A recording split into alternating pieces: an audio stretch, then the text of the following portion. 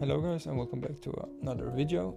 Today is not a trade recap, but I decided to do a weekly recap of the week, since for the first time in a while I did some backtesting for the week that was this trading week, just to see how we actually moved and see in hindsight like what setups could have been, and I actually got a nice realization and surprise. I realized that this week's price action wasn't that bad, and it was like 4 out of 5 days good setups for longs, and I'll show you guys every single one of them. I think I took 2 or 3 of them.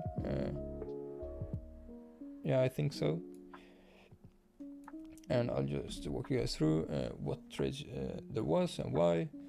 And all of these were like A+ setups in my book, and it was really nice to see that the model is actually starting to work again, and that we got some setups, and it is a confidence boost, since I have been oh fuck, shouldn't have done that, since I have been a little bit since I've been a bit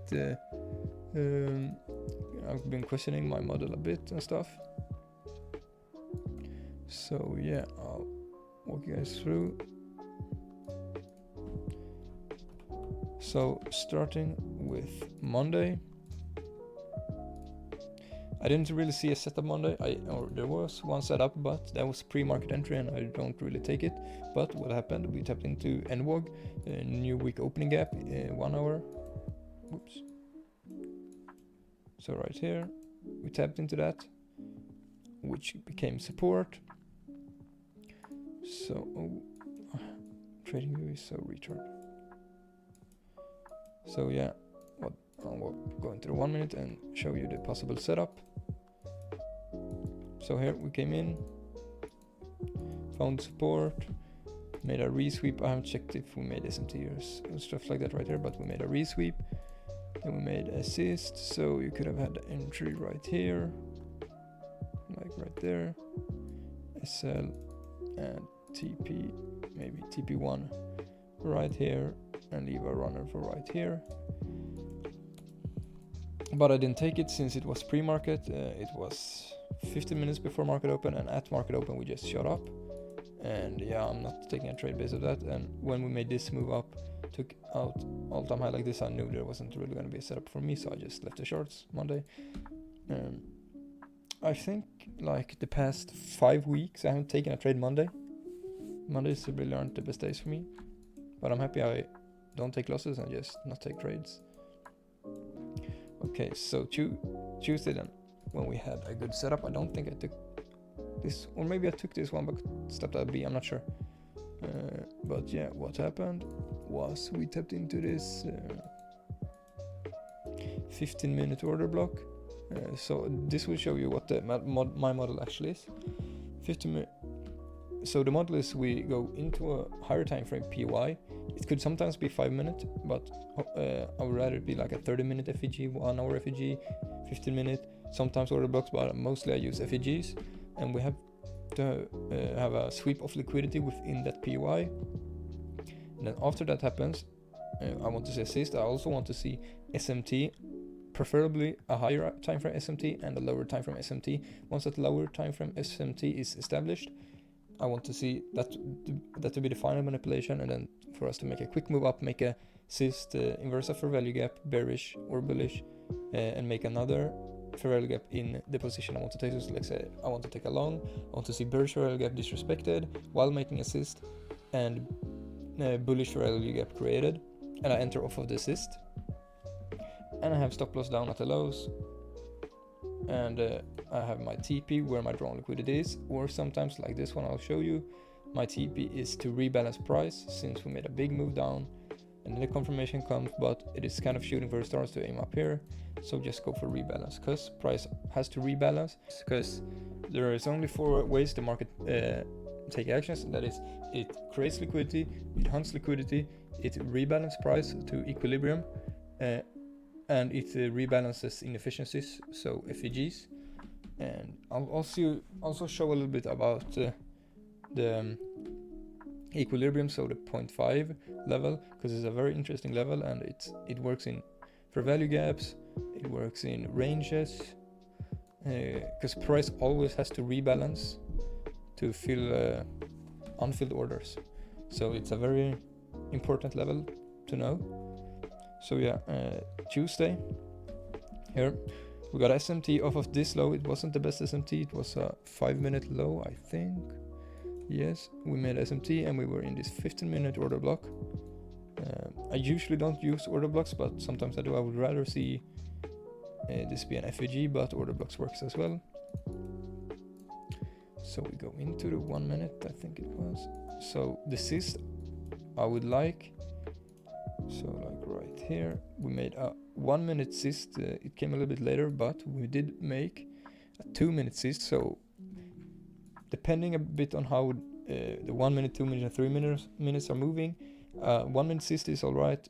A 2 minute or a 3 minute cyst is even better. So like right there, the 1 minute cyst didn't happen because it was up here, but the 2 minute cyst happened right here, and we did it with momentum, and we also later created this imbalance, which we tap into and went up. So even though we didn't make a 1 minute cyst, the 2 minute cyst is enough for me to enter. So enter right here. Sometimes I have it at the, I should always have it at the low of the like bottom of the range, or like the bottom of the wick, but sometimes the RR gets too bad, so I just have it at the body of the candles, which works as well, because oftentimes if we go down here, then very likely we're gonna go down, but so you shouldn't really compromise the SL. So yeah, this one was a quite bad RR, so probably size down this. I would have sized down and have TP at the 0.5 level of the range, which would have hit nicely. So this was an alright trade.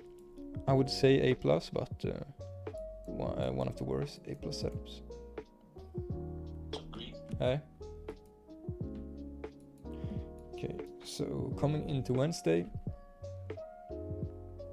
what happened here was we had London swept Asia high, but we created this London low, another high, a London high, another high, another high. This is New York session high, so we just keep stacking these highs. And why longs are working so well right here is because in the higher time frames we're so bullish, so every move down is basically just a rebalance to then move up again, which in the earlier stages of my trading I would have been hesitant looking for longs, since we're so high up right here, like how can I look for longs when we're so high up? But you just have to realize that every move down is just rebalance to be able to move higher again. In the Nasdaq, since it's index that just moves up, it's just what it does, and it has always done it. So yeah, let's see, where was I think, yeah, it was another 5-minute bullish rally gap right here. And what's really nice about this one on Wednesday is we swept liquidity within a fair value gap, which is really strong in my opinion. And this sweep also made an SMT with ES, so that's like a really nice move, and really I become really confident in the trade once that happens. I don't think I took this one though, since mentally I was in the stage right here, like if the trade don't come at open, it won't be a trade, because I was just stuck in bad psychological place because of how bad markets have been moving lately. So for me to backtest this and see that it actually works was really helpful. And also what you can see, except Monday, you have Tuesday dump, rebalance, Wednesday dump at open, and then go up. So and you'll see it does this every day. I can show you. At open, here's a little bit later, but we dump, go up. Thursday, not that much, but open, down, and then up. So we always have manipulation down, and then we make a move up. So it's like really easy. Once you see it this clearly, it's like so easy. So yeah, Wednesday, SMT, and what we also made right here, like we did yesterday or the day before, was a double SMT. So we made this SMT, and then for the final manipulation move, bam, another SMT, which creates momentum, cyst. I think it was cyst in the 2 minutes right here. Created an imbalance, entered off as the cyst. TPs at, you can have either TP right here or at these stacked highs. It depends on a little bit how greedy you want to be or how sure you're on liquidity. When my aura is good, like 1.3 for just here, I tend to just go off of this, since I don't want to get too greedy and like try to get, let's say, what's the difference? Yeah, nine more points to have it here or here, to potentially it goes down and hits my, if let's say I have SLR and lose 74 points. It's like very bad risk reward to try to get these last 9 points. So I'm conservative with my TP, but I'm sure this TP is gonna hit. And you could also have TP1 right here if you want more TPs. TP1 right here, since I think this is a 5-minute bearish rally gap, which also has a liquidity high within it. So maybe TP1 here, and then TP3, TP2 and TP3. So you can divide it. So yeah, that was the trades for Wednesday. Double SMT, cyst. We had liquidity highs above us, coming to 5-minute bullish. So yeah, A+ setup again. So then Thursday. Yep, we have Asia high, London high, and then we have New York. Here we had a New York high, New York open, and then we shop a little bit. We end up taking out this high, which creates a dump. So possibly there's a short entry right here. What has been going wrong for me are the shorts, or trying to catch the shorts. So that's why I've just been focused on catching these longs in my weekly recap right here. So what we did, we're in this 4-hour bullish value gap. We sweep all of the liquidity. We made an SMT with ES right here. And on them, what's important here also is the move down. Move down isn't just straight down. We go up, down, up, down, up, down. So we build liquidity within this move down. And then we also have London high, Asia high. So like this, the ground liquidity is very clear to the upside. You see this is a very good AMD as well, since we have accumulation, manipulation, and distribution up. So why the entry here then? SMT and another SMT. So last confluence is the last manipulation. Then we make a cyst in the 1 minute, also I think in the 2 minute. And what's really nice about this is as we make the cyst, we also disrespect this bearish value gap in the same move with momentum. Momentum is your friend when you're trying to catch these reversals. So enter right there, SL at the low, T you could here also, you can have TP right here, or try to be greedy and go up here, but as you can see, having your TP right here, I also don't often have it at the complete high. I usually like to have it 1 or 2 points out, since right now NQ has been moving quite weird. It has been not take, like you can see, it didn't actually take this high, and then it went down a lot. So you don't want to try to get like 1 more point and then potentially lose out on 60 points. It's just not the right way to do it in my opinion. So yeah, enter TP. Here you can have TP1. If it's, let's say you have 5 contracts, you can take TP1, 3 or 4 contracts out, SLB, and then let a runner up for all-time high if you want. So that was also the long for Thursday. So let's see, this one I took, but I had a bad entry since I wasn't focusing on the chart. I'd taken a lot of losses, and it was the day I was up 800 on one trade on combine. So yeah, but I took it like right here after that move, and SL right there. So Friday, and this is finally the trade that I took, exactly like displayed right here. So what happened? Yet again, we were in this 4-hour bullish value gap, which we had respected. We had a 15-minute order block right here, and it's so insane because it has happened every day.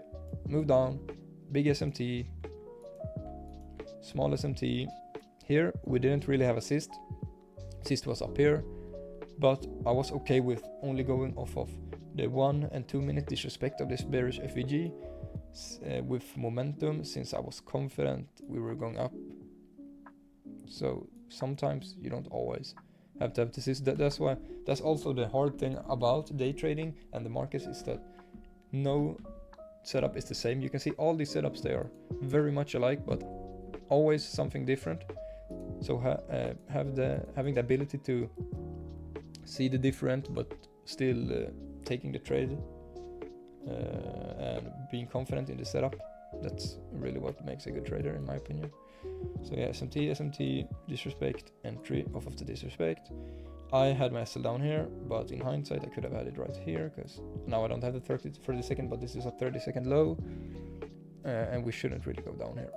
That's to minimize the risk on this trade. So yeah, here you could have TP1, since this was a 1 hour bearish value gap with a liquidity high within it. So you could have TP1 and then leave a runner for all-time high, which was my plan to begin with, but I kind of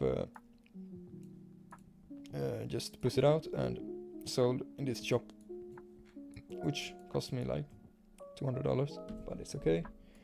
At least my idea was right, and it feels like price is starting to move better. But it's so crazy to see this, like bam, bam, bam, bam. All of these are like the same setup.